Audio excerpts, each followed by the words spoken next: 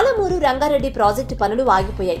తెలంగాణలోని 70 మండలాల్లో 12.30 లక్షల ఎకరాలకు సాగునీరు, 1226 గ్రామాలకు తాగునీరు లక్ష్యంగా పాలమూరు రంగారెడ్డి ప్రాజెక్టు చేపట్టగా కాంగ్రెస్ ప్రభుత్వం అధికారంలోకి రావడంతో నీలి నీడలు ప్రాజెక్టు మీద కమ్ముకున్నాయి. 2 నెలల క్రితం వరకు పనులు నడుస్తూ కళకళ్లాడిన ఈ ప్రాంతం ఇప్పుడు తాళాలు వేసి బోసిపోయింది.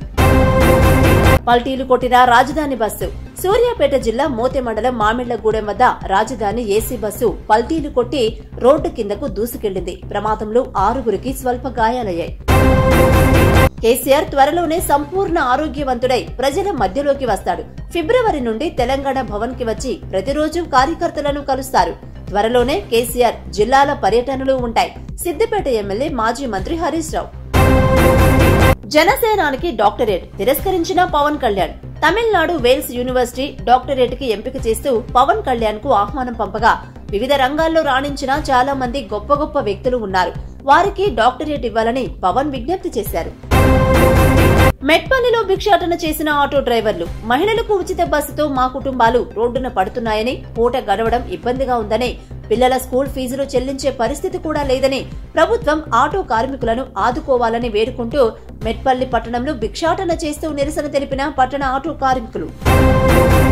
స్వచ్ఛ అవార్డులో తెలంగాణ హవా. స్వచ్ఛ భారత్ పట్టణ విభాగంలో తెలంగాణ రాష్ట్రానికి 4 అవార్డులు దక్కాయి.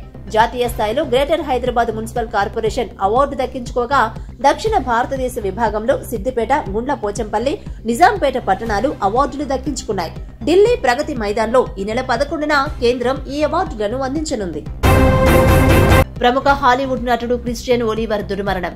టేకాఫ్ అయిన కొద్దిసేపటికే కరేబియన్ సముద్రంలో కుప్పకూలిన క్రిస్టియన్ ఒలీవర్ ప్రయాణించిన చార్టర్డ్ ఫ్లైట్ ప్రమాదంలో క్రిస్టియన్ ఒలీవర్ మరియు తన 2 కుమార్తెలు దుర్మరణం. 60 మంది రైతులకు హత్యాయత్నం కేసులు నమోదు చేసిన రేవంత్ సర్కార్. నిర్మల్ జిల్లాలో దిలావర్పూర్, గుండంపల్లి గ్రామాల మధ్య పంట పొలాల్లో ఇథనాల్ పరిశ్రమ నిర్మిస్తున్నారు. ఇథనాల్ పరిశ్రమ నిర్మించొద్దనే డిమాండ్ చేస్తూ గత 3 నెలలుగా ఇథనాల్ పరిశ్రమకు వ్యతిరేకంగా పోరాడుతున్న 60 మంది రైతుల మీద ఇథనాల్ కంపెనీ ప్రతినిధి ఇచ్చిన ఫిర్యాదుతో ఐపీసీ సెక్షన్ 307, 353, 342, 427 సెక్షన్ల కింద హత్యాయత్నం కేసులు నమోదు చేసిన పోలీసులు. 3 లక్షలు తిన్న పెంపుడు కుక్క. పెన్సిల్వేనియాలో క్లేటన్ అనే వ్యక్తి పెంపుడు కుక్క ఆకలితో ఓ కాంట్రాక్టర్ కు ఇవ్వడానికి కవర్లో దాచిన $4,000 నగదును తినేసింది. అది కక్కిన, చిరిగిన నోట్లను చాలా వరకు అతికించిన $450 మాత్రం రికవరీ చేయలేకపోయారు. దేశంలోనే అత్యుత్తమ పోలీస్ స్టేషన్ గా అవార్డుకు కైవసం చేసుకున్న రాజేంద్రనగర్ పోలీస్ స్టేషన్. కేంద్ర హోంమంత్రి అమిత్ షా చేతుల మీదుగా ట్రోఫీని అందుకున్న రాజేంద్రనగర్ ఇన్స్పెక్టర్ బి నాగేంద్రబాబు.